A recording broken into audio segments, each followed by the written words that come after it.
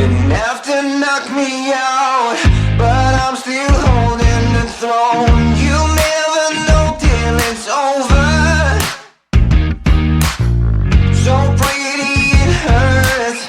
Just beware of the thorns.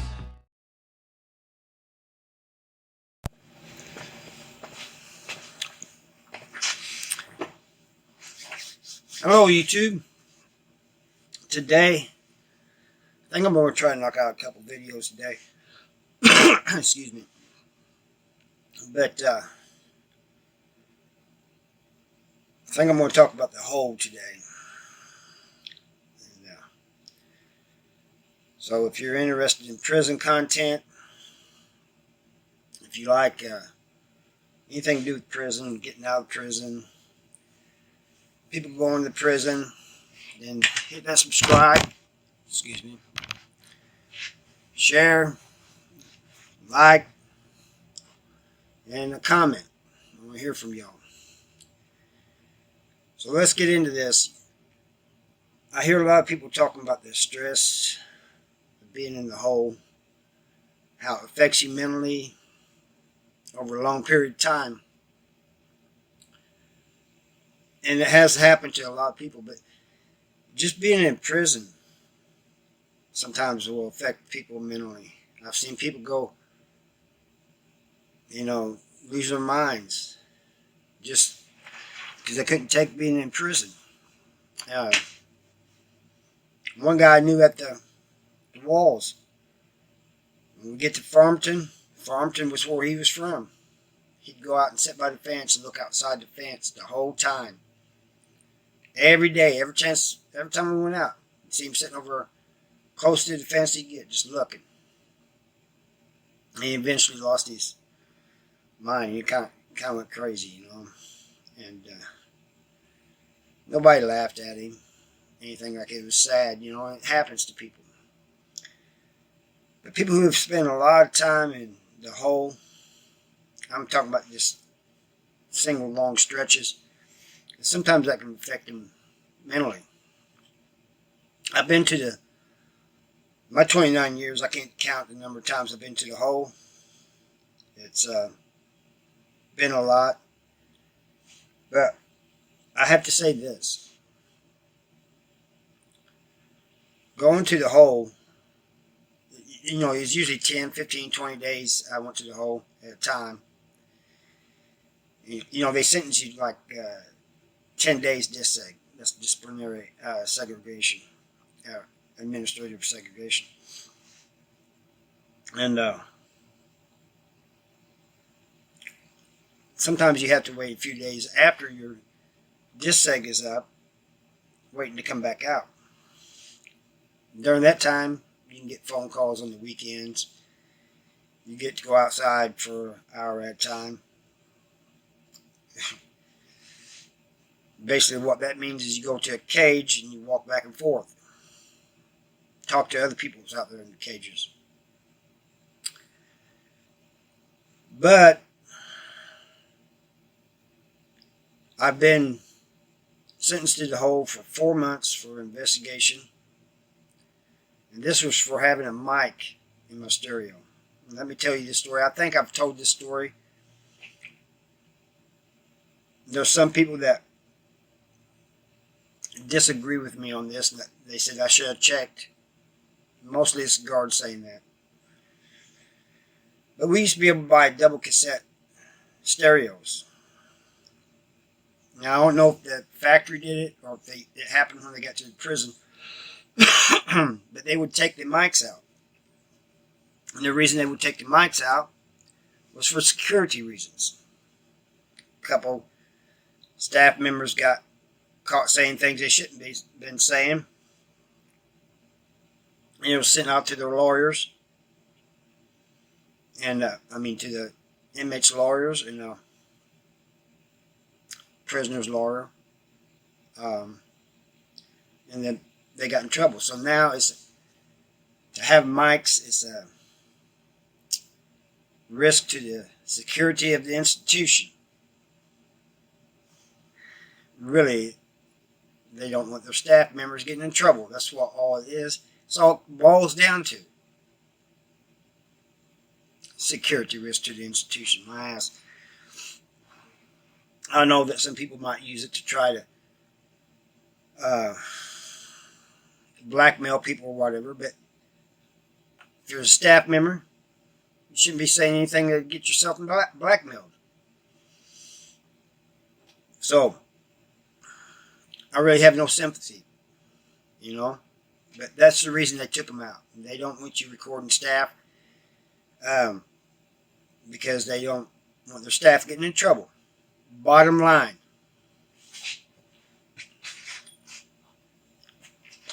Anyway, so I got off topic there a little bit. Anyway, the mics are taken out so that you can't record staff or anything. The one I bought had the mic in it. I did not know it. I've had people tell me, both prisoners and staff, especially staff, and even people out here that I've told the story to, saying I should have checked. Well, maybe they're right. Maybe I should have checked. That was a lesson learned. But I was just assuming that since they were taken out of all the stereos, Datton didn't have one. Well, people started making homemade mics. So they started checking stereos for mics. They found mine had a mic in it. Gave me 15 days in the hole. And plus I was down there for another 4 months for investigation. While they listened to all my cassette tapes. Yeah, I had cassette tapes. You know, even years later when they came out, let us have CDs. Why should I change all my music to CDs when I got all this cassette tapes with music on? That's my thinking.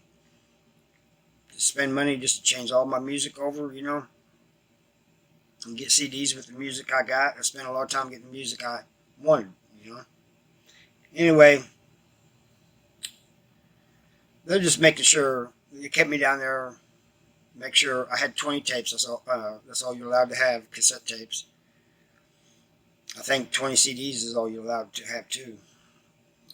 But I spent 4 months down there while they listened to these tapes. I don't know why it took them 4 months, but it did.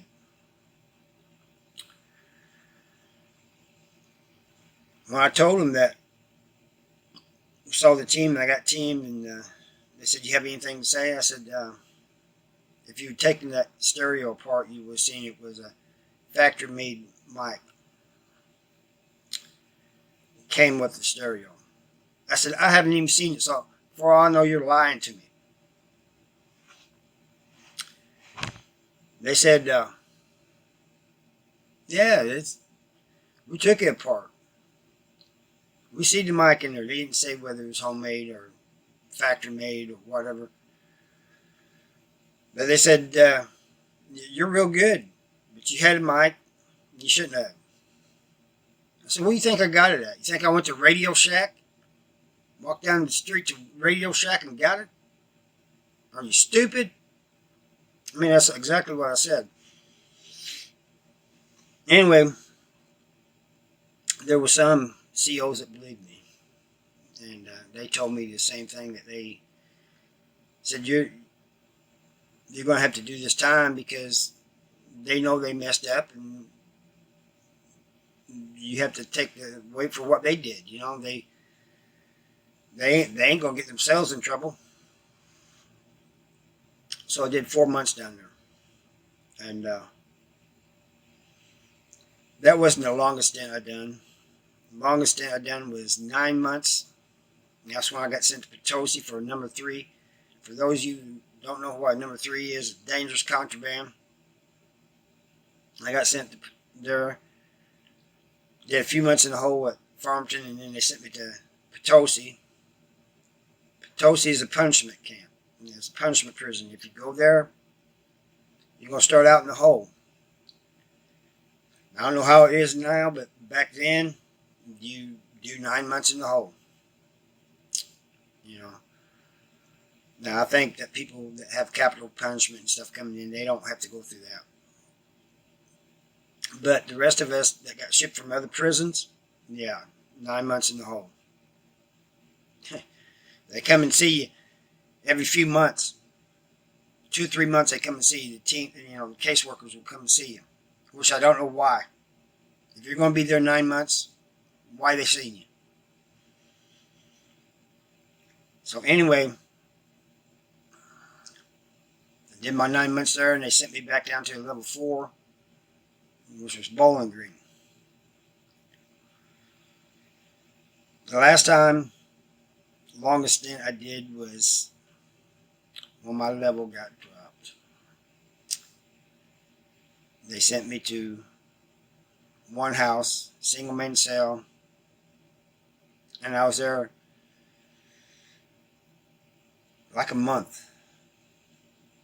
But it seemed like it's forever. Just imagine you getting a date, you're getting a release date, and they put you in the hole. The time's already started going by slow, but they put you in the slow for your own safety. And that's what they did to me. They told me it was for my own safety. I've been on that yard 12 years. And I get my level dropped to a 1, and they want to put me in the hole because they're worried about my safety.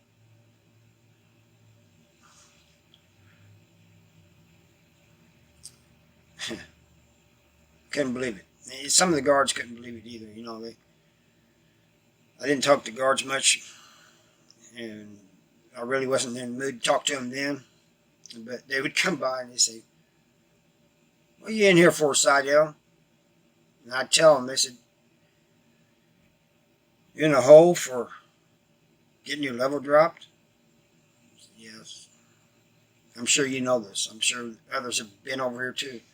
For the same reason. I tried signing waivers and everything else not to go to the hole. And they told me if anything happened to me, they could get sued and they would lose. I wasn't worried about anything happening to me. I knew, I've been on that yard a long time.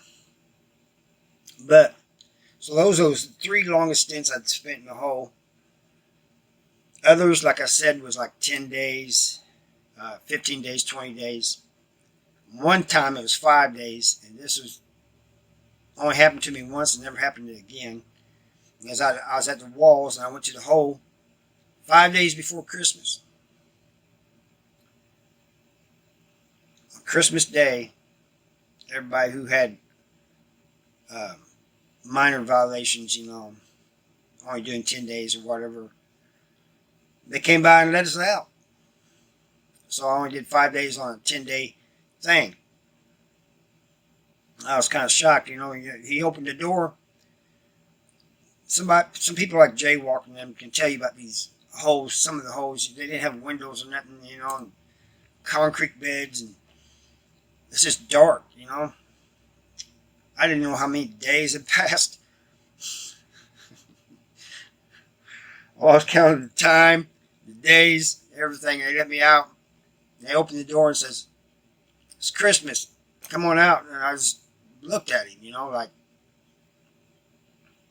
"What? It's been 10 days?" He goes, "No, we're letting you out on Christmas. You want out or what?" So I came out, But most of the times I was in the hole. Like I go to the hole for fighting or something. Getting into it with somebody. It was almost like a relief. I'm only going to be down there 10 days. In that 10 days I can sit back and relax. Meditate. What I mean meditate is just, not meditate like, you have time to think. And some people can't do that. They get in the hole, they go crazy. And some people got to be on the door all the time, yelling to everybody, trying to get coffee and tobacco, or just that didn't bother me. It's when people just yelling about nothing, you know.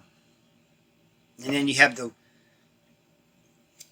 what you call cell warriors. We call them.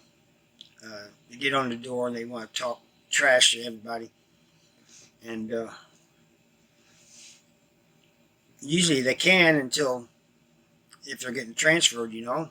Even then, sometimes it catches up with them, but they start backpedaling a lot of times when they get out of the hole and whoever they're talking trash to sees them on the yard. But I've come to think that they do that to try to keep some type of sanity. You know, they're trying to pass time. Me, I read, I worked out, you know, did push-ups, my little push-ups and stuff in the hole. Which, you know, you're only getting 3 meals a day. You ain't eating anything else, you kind of lose weight down there, you know. Come out. I don't shave in the hole because you got these little orange razors that it's not even sharp to begin with, and they don't cut nothing, so I don't shave. So I usually come out, you know. I'm already not the don't have a lot of color to me to begin with. You come out of the hole and you're just like a sheet of paper, you know, with a beard. And that's the way it was with me if I did anything more than, you know, if I'm doing like 4 months or whatever, like I did that one time. I come out pasty looking, beard, hair going every which way, you know. But when I'm doing like 10, like I said, when I'm doing like 10 days, 15 days, 20 days or something like that, it never bothered me. It was like a relief from the, it's like a vacation from the what all was going on in the yard, you know. You get away from that for a little bit. Some people didn't see it that way. Then you had others that would go down there all the time on purpose. They used to do tobacco runs. That means, you know, they get a bunch of tobacco and put it on where the sun don't shine and go to the hole. I don't see how anybody can smoke something like that. But they do, and they sell it, you know, like a roll for 10 stamps. That's what I was going for there for a while. I'm sure it's higher now since there's no tobacco allowed in Missouri prisons anymore. But the only time that I really was messed up about being in the hole was the mic thing, because I felt that wasn't my fault. And so I was angry, you know, at them for putting me in the hole and down there for so long for something that they failed to take out. They took that mic out like it's supposed to be, none of that would have happened, you know. But no, they didn't take the mic out. I get the blame for it. You know, they still irks me thinking about that one. And the 9 months I had to do for the number 3 bothered me too. I wanted to get a hold of that little dude, smash him. But 9 months, I was ready to be out. Yeah, you guys can let me out any time now, you know. But some people have endured months, years in the hole. And it's not because they keep going back. I'm talking about straight. And you cannot expect somebody to come out of there and be in their right frame of mind. I don't care what you say. I don't care about the DOC saying they're all right. No, they're not all right. That has an effect on you. I don't care who you are. You guys in the DOC spend months and years in the hole. Tell me how your mind is. You know, people that don't even spend that much time in the hole. They're on the yard. Prison in itself. You do a long prison stint.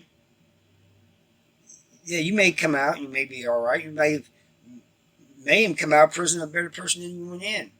But your mind is still going to be messed up from the time you done. You know? So, I figured I'd do this piece on the whole because I've only touched on it maybe a little bit here and there. And people have been asking me if it's stressful or whatever. It can be. It depends on the situation. Some people, it's very stressful for them. To me, short stints weren't stressful. It's just, you know, I'm doing a little time in jail for a little bit. I'm getting out, you know. I'm taking a break from all this stuff on the yard. And so, I hope you guys enjoyed this. I got a little aggravated there a couple of times, and I apologize for that. You know, I don't mean to show my anger on when I'm trying to tell you guys stories and explain things to you. It's just I get thinking about these things. It really irks me sometimes, you know. And so, thank you for watching, and see you next time.